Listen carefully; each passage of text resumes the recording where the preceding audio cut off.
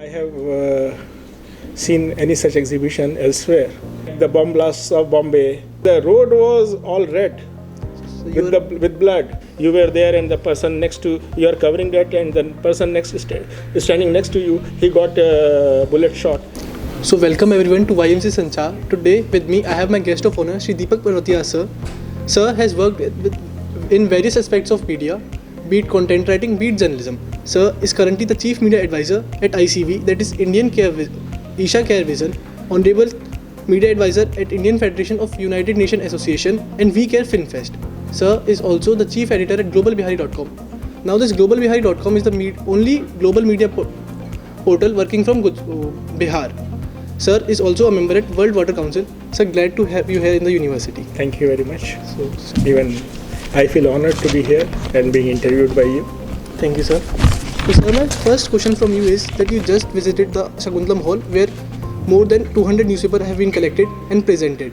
So, what's your impression about the effort put in by students? It's amazing actually, and I don't think I have seen any such exhibition elsewhere.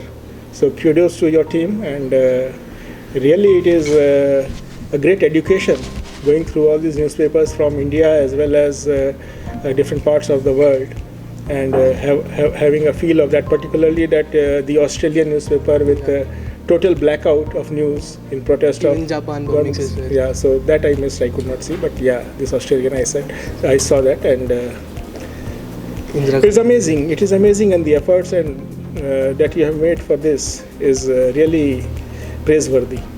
Thank you, sir. So my next question to you, sir, is that you have been associated with various aspects of media. You have made films that was, BBC recommended, it presented in UNESCO by Government of India as well. You are working as a journalist, you run portal, you are associated as media advisor. So throughout your journey, what was your best experience? Best experience is that of a reporter. When you are in the field and you are experiencing the thrill, you cannot describe it. If you are during my career, I covered so many important events like the bomb blasts of Bombay. Those days it was Bombay, not Mumbai. 1993. So I was just half a kilometer away from the place when suddenly I heard the explosion sound, and I rushed to that place, Bombay Stock Exchange, and I could see that all these glass panes, window panes, they were just lying scattered, and the cars had turned into canisters. No color there, and the road was all red with blood. And then those were the days when you did not have mobile phones also. So I rushed to a public telephone booth, and then I got found out that all the telephones were dead.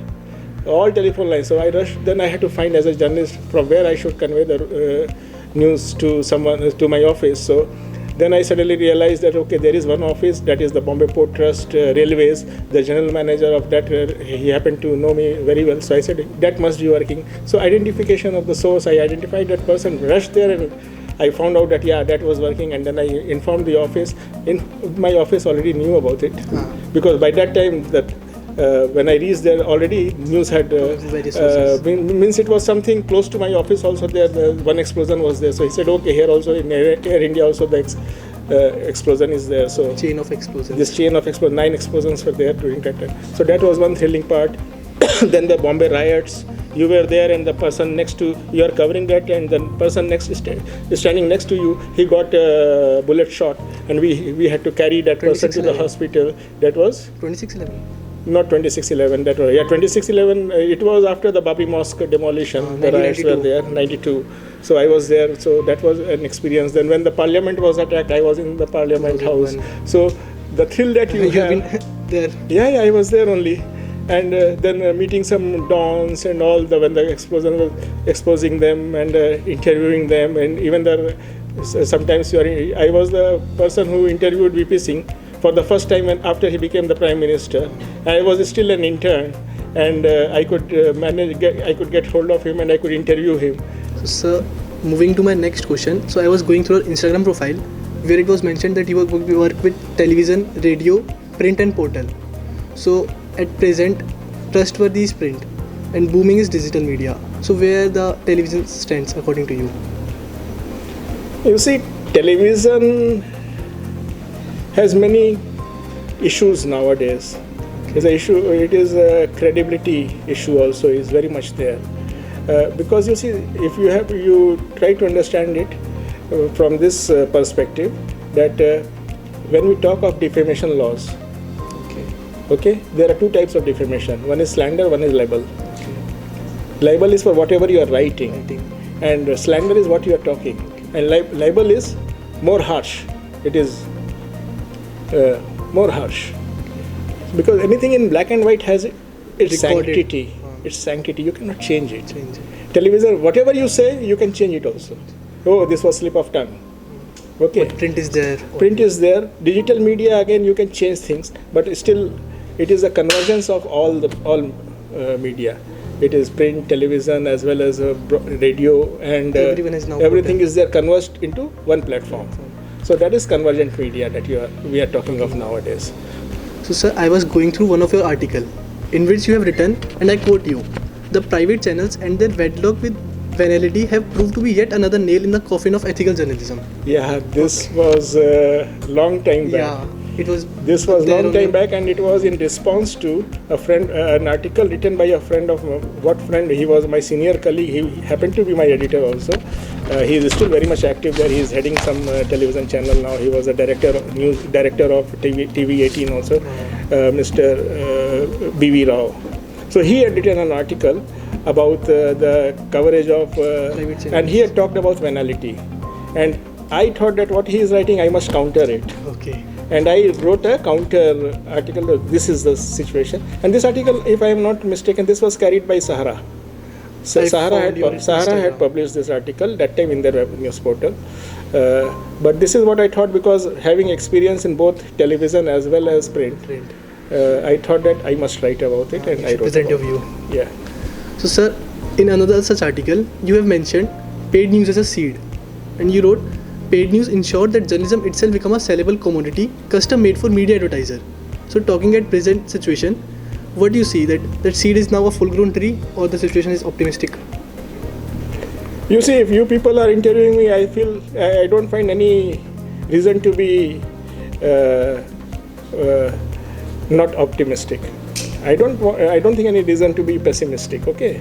So I see optimism around, because there are 2-3 points that I want to convey to you. Okay, sir. Being a media professional, aspiring media professional, one thing, paid news, okay, it did a lot of damage.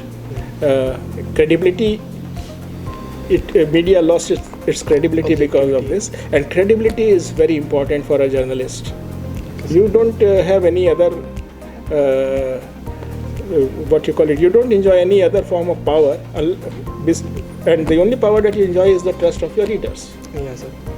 So my last question to you, sir, is how it was an article basically, when journalism overlaps activism, objectivity goes for a toss. Oh, this I wrote. Yeah. So how to separate these two things for young journalists? There is a very thin line of demarcation. That is what I always tell others also, my friends who are into activism. And since I am also very much involved in water issues and all, I am a member of World Water Council, which is the highest body on water in the world, and a very closed club actually. They have made it a cartel-like, and I am trying to break that also. So because when I went to attend there, I wrote about that these are the mafia who are controlling this water. It's a huge business. Water is a big business, because everyone needs water. Yes, sir. Whether it is pharma, whether it is agriculture, whether it is human being for consumption, anywhere you go, whether it is industry, any industry, everyone needs water. So it is huge business. Okay. So now people thought that I am an activist, and that's why they will call me and okay, what is your view? I said, no, I am not an activist. I am a journalist. Who is an activist, and where my activism stops? That is the question. My activism stops with my questions. Suppose I feel very strongly about something, because I am also in the society, living in this society, and I have all the right to feel strong about some certain issues. And then what happens? Okay, at the same time also a journalist. So I cannot just take you take a sword out. You take your sword out and go and start or you start, go and take a march in the procession with the Rioting and flag all. there, because you are also a journalist. You are a little different from Journalist. these Activist. people. Yeah, the activists. Where is the line of demarcation? My activism lies only, it is confined only to my questions. If I feel very strongly, I identify the right person. Oh, he is the person, he is doing all these things. Let me ask him the questions. Or who is in the charge? Who will bring the Who change? is there? Yeah, if I feel very strongly about something, okay, this is bad. So I find out, okay, he is the person who is doing these things. So I go and ask hard questions to that person. I am not scared of that. Thank you, sir, for being on the show. For more such videos, subscribe to YMCA Sanchar.